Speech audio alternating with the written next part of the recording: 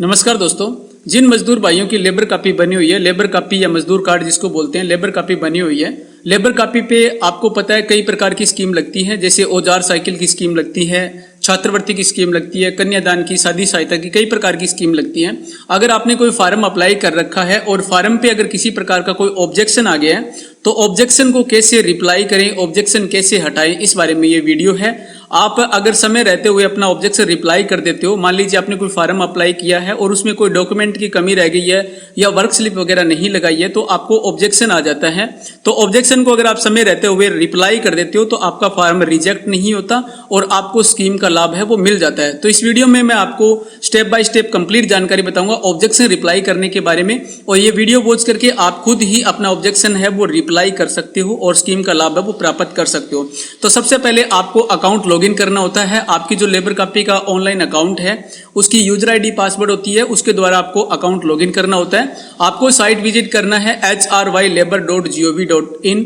hrylabor.gov.in ये government की official site है, यहाँ पे आपको लॉगिन करना है। लॉगिन करने के बाद आपके सामने इस तरह का पेज दिखाई देगा, जो मैं आपको अभी दिखाई दे रहा है। आपको इस प्रकार का पेज आपको दिखाई देगा, ये होम पेज है। यहाँ पे आपको राइट साइड में आप देख रहे हो HBOCW बोर्ड बेनिफिशियरी लॉगिन, यहाँ पे आपको क्लिक कर देना है।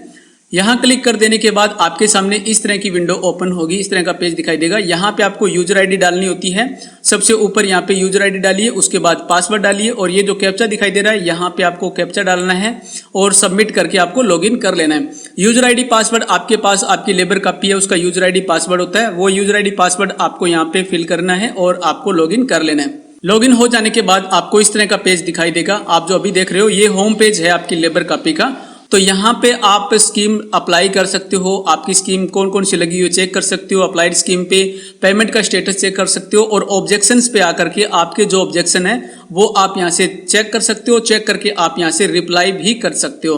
तो आपने अगर कोई फार्म अप्लाई किया है तो आपको 2 या 3 दिन के बाद अपने फार्म है वो चेकआउट करते रहना चाहिए कि उन पे कोई ऑब्जेक्शन वगैरह तो नहीं आ गया है। अगर आ गया तो उसको तुरंत रिप्लाई कर देना चाहिए। डॉक्यूमेंट वगैरह जो डिपार्टमेंट वाले मांगते हैं वो डॉक्यूमेंट वगैरह आपको अपलोड करके और रिप्लाई कर देना चाहिए। तो यहाँ पे हम देखेंगे अप्लाइड स्कीम पे, जो भी स्कीम हमने अप्लाई कर रखी है उसकी जानकारी अप्लाइड स्कीम में मिलती है। तो अप्लाइड स्कीम वाली टैब पे हम क्लिक कर देंगे। क्लिक कर देने के बाद हमारे सामने इस तरह का पेज ओपन होगा। यहाँ आप देख रहे हो, यहाँ पे मुख्यमंत्री महिला श्रमिक सम्मान योजना के लिए फार्म अप्लाई कर रखा है और बच्चों की शादी पर वित्तीय सहायता ये फार्म अप्लाई कर रखा है। तो इस फार्म पे अभी ऑब्जेक्शन है, बच्चों की शादी पर वित्तीय सहायता, यहाँ पे ऑब्जेक्शन है। तो मैं आपको यहाँ पे बताऊंगा कि ऑब्जेक्शन कैसे रिप्लाई करना है। आप यहाँ पे देख रहे हो, आप इसके सामने व्यू डिटेल पे क्लिक करके और स्कीम को ओपन कर लीजिए। फार्म ओपन हो जाने के बाद यहाँ पे आपको फार्म की डिटेल मिलेगी। आप यहाँ पे देख सकते हो सारी डिटेल। यहाँ पे आपने जो डॉक्यूमेंट लगाए हैं वो डॉक्यूमेंट्स आप यहाँ से चेकआउट कर सकते हो। आपने जो डॉक्यूमेंट लगा रखे हैं, इस पेज को स्क्रॉल डाउन कीजिए। स्क्रॉल डाउन करने के बाद यहाँ आप देखोगे तो यहाँ पे आपको जो ऑब्जेक्शन आया हुआ है वो आपको यहाँ पे शो हो जाएगा। जैसे यहाँ पे दिखाई दे रहा है वर्क स्लिप, यहाँ पे जो वर्क स्लिप लगी हुई है, जो 90 डेज की वर्क स्लिप लगानी होती है वो सही नहीं है, तो वो आपको दोबारा लगानी होगी। यहाँ पे एनी अदर डॉक्यूमेंट सर्टिफिकेट, इसके अलावा कोई और डॉक्यूमेंट आपको चेकआउट कर लेना कि कौन कौन से डॉक्यूमेंट कम रह गए हैं। जैसे मान लीजिए यहाँ पे ब्राइड और ग्रूम का आपको आधार कार्ड, DMC वगैरह लगानी होती है, एप्लीकेंट का आधार कार्ड और परिवार पहचान पत्र, लेबर कापी वगैरह, ये सारे डॉक्यूमेंट आपको साथ में अटैच करने रहते हैं। तो आपको यहाँ से डॉक्यूमेंट है वो अटैच कर देने हैं। आपको यहाँ पे दिखाई देगा कि आपकी वर्क स्लिप वैलिड क्यों नहीं मानी है, जबकि वर्क स्लिप यहाँ पे अपलोड कर रखी है। तो यहाँ पे ये दे रखा है, ये डिटेल आप यहाँ पे देख लीजिए। जैसे यहाँ पे कार्यस्थल का पूरा पता और ये सारी जानकारी उस वर्क स्लिप में नहीं डाली हुई है, तो इस कारण से इसमें ऑब्जेक्शन है। तो यहाँ से आपको रिप्लाई कर देना है। यहाँ आप स्क्रॉल करने के बाद नीचे देखोगे तो यहाँ पे आपको रिप्लाई का ऑप्शन मिलेगा, यहाँ से आपको रिप्लाई है वो कर देना है। इसके लिए आपको यहाँ पे भी चेक कर लेना है। आप यहाँ देख रहे हो 1 अगस्त 2022 का ये ऑब्जेक्शन लगाया हुआ है, 1 अगस्त 2022। कई बार 2 या 3 ऑब्जेक्शन साथ में दे देते हैं, तो आपको यहाँ पे चेकआउट कर लेना होता है कि आपका ऑब्जेक्शन कौन सा है। 1 अगस्त 2022 का ऑब्जेक्शन लगाया, तो यहाँ हम देखेंगे 1 अगस्त 2022 को ये ऑब्जेक्शन लगा हुआ है, सेम डेट का। तो इसके सामने आपको रिप्लाई दिखाई दे रहा है, यहाँ पे क्लिक करके और इस ऑब्जेक्शन का आप रिप्लाई है वो दे सकते हो। तो यहाँ पे हम क्लिक कर देते हैं। इसके बाद आपके सामने इस तरह का पेज खुलेगा। यहाँ पे आप देख रहे हो एनी अदर डॉक्यूमेंट सर्टिफिकेट, तो यहाँ पे चूज फाइल करके जो डॉक्यूमेंट आपने पहले नहीं लगाए थे उनकी आपको पीडीएफ बना के पीडीएफ फाइल बना के यहाँ पे अपलोड कर दीजिए। जैसे वर्क स्लिप है और अन्य अदर डॉक्यूमेंट मांग रखे थे वो सारे आपको यहाँ पे अपलोड कर देने हैं। यहाँ पे आप देख रहे हो JPG, PNG, JPG, PDF, docs file, यहाँ पे ये सभी फॉर्मेट में आप फाइल है वो अपलोड कर सकते हो। यहाँ पे फाइल का साइज 200 KB है। 200 KB में आपको डॉक्यूमेंट अपलोड करने होती हैं। आप 2 या 3 डॉक्यूमेंट जो भी मांग रखे हैं सबकी पीडीएफ फाइल बनाइए और यहाँ पे अपलोड कर दीजिए। अगर 200 KB साइज में आपके डॉक्यूमेंट नहीं बन रही है फाइल तो आप गूगल पे सर्च करोगे रीसाइज डॉक्यूमेंट, आप लिख करके वहां पे सर्च करोगे तो वहां पे आपको साइट मिल जाएगी। वहां से जाकर के अपने डॉक्यूमेंट का साइज है वो रीसाइज कर सकते हो। डॉक्यूमेंट का साइज कम कर लीजिए और कम करके उन डॉक्यूमेंट की एक पीडीएफ बना लीजिए और वो पीडीएफ फाइल यहाँ पे आपको अपलोड कर देना है। और यहाँ पे आपको कमेंट में लिख देना है जो भी आपके डॉक्यूमेंट आपने अपलोड किए हैं वो यहाँ पे लिख दीजिए। जैसे मैं यहाँ पे अभी लिख देता हूं, तो यहाँ पे मैंने जो रिक्वायर्ड डॉक्यूमेंट है वो मैंने अपलोड कर दिए हैं, अटैच कर दिए और यहाँ पे मैंने कमेंट में लिख दिया है और डॉक्यूमेंट अटैच कर दिया है। इसके बाद आप यहाँ पे कंटिन्यू करके और ऑब्जेक्शन को रिप्लाई कर दीजिए।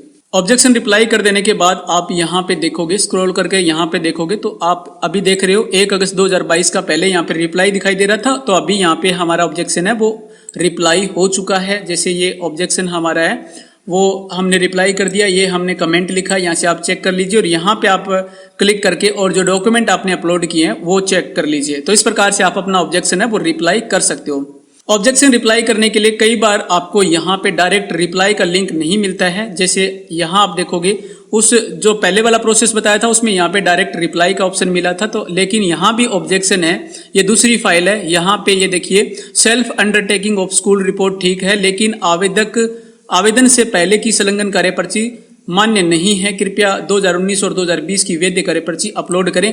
तो यहाँ पे वर्क स्लिप का ऑब्जेक्शन लगाया हुआ है, लेकिन आप देख रहे हो यहाँ पे रिप्लाई का ऑप्शन नहीं मिल रहा है।